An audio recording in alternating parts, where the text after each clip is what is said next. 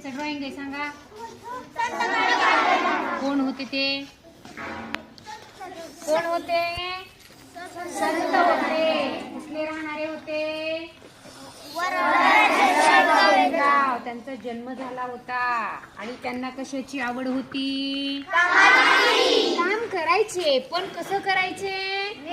मनापासून करायचे. कसं करायचे? पहा, त्या काळात तर काही सुविधा नव्हत्या का? होते आपल्यासारख्या आताच्या?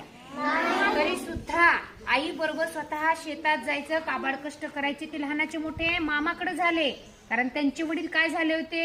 लहानपणीच वारले होते.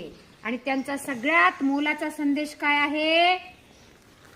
मानवता हाच खरा धर्म. हे